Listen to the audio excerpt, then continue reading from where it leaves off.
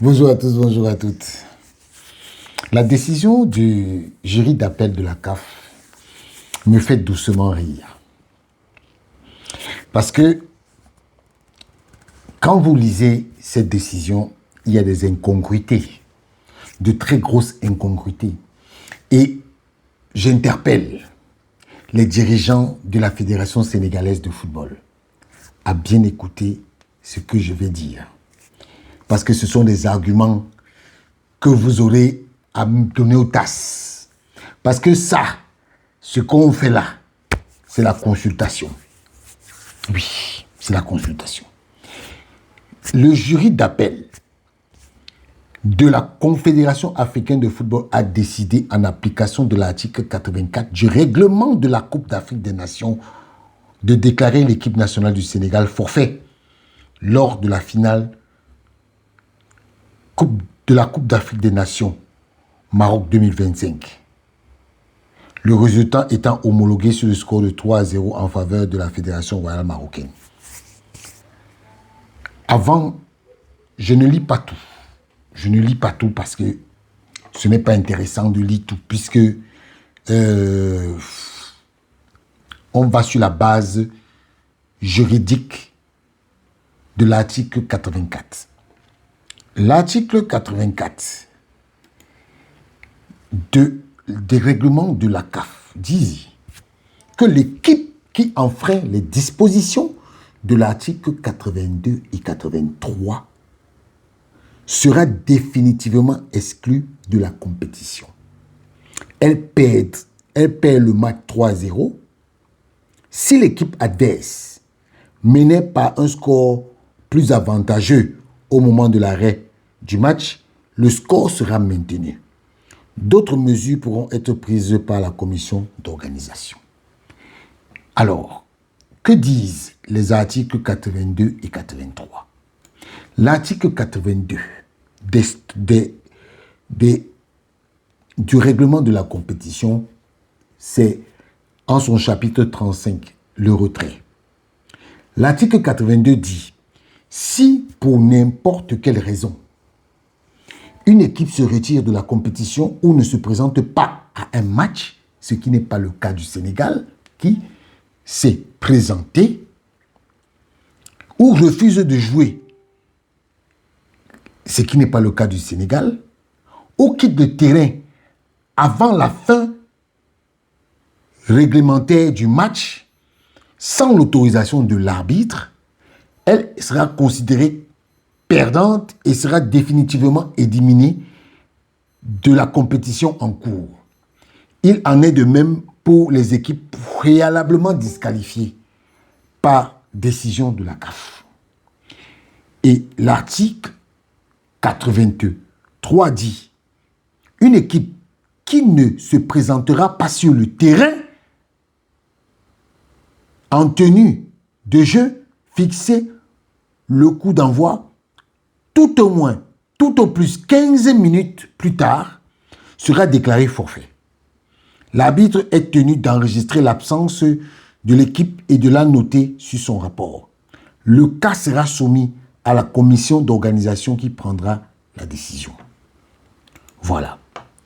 Je vais donc vous faire part d'une note synthétique qui a été faite à l'attention du président de la commission, du président du jury d'appel.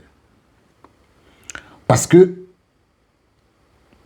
il faut se dire, en l'état, l'applicabilité de l'article 82, 83 et 84 ne sont pas d'actualité. Ces articles sont inapplicables. Parce que, suite à l'analyse du jury disciplinaire de la situation relative à une interruption de match, il ressort les éléments suivants. Le match a été interrompu puis repris et mené à son terme. Messieurs les membres de la Fédération sénégalaise de football, c'est pour vous. Le match a été interrompu, puis repris et mené à son terme. La durée de l'interruption est de 12 minutes, inférieure au seuil réglementaire de 15 minutes. Aucun constat officiel de refus de jouer ou d'abandon n'a été établi par l'arbitre dans son rapport.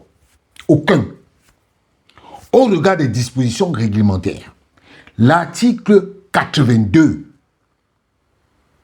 non applicable en l'absence ou de refus définitif de jouer. L'article 83, non applicable, le délai de 15 minutes n'étant pas atteint. L'article 84, inapplicable, étant subordonné aux articles 82 et 84. En conséquence, les conditions de prononcer un forfait ou d'une exclusion ne sont pas réunies. Et par conséquent, le résultat acquis sur le terrain doit être maintenu, sans préjudice d'un éventuel examen disciplinaire des faits par les instances compétentes. Et il faut le savoir, la trilogie gagnante est claire.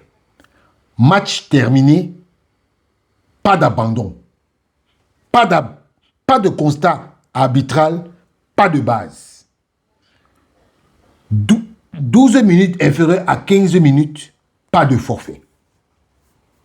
Donc, messieurs les membres de la Fédération sénégalaise de football, voilà des arguments juridiques qui sont opposables au jury d'appel de la CAF. Si vous partez au TAS, ces arguments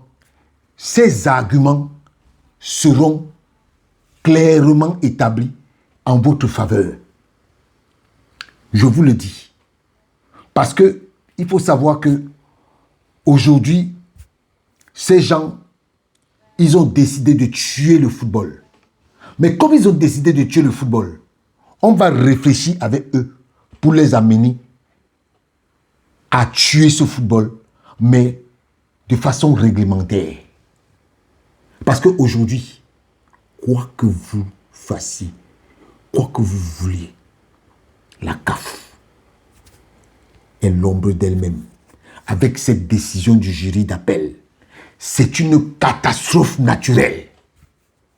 Une catastrophe naturelle. Et je suis bien content.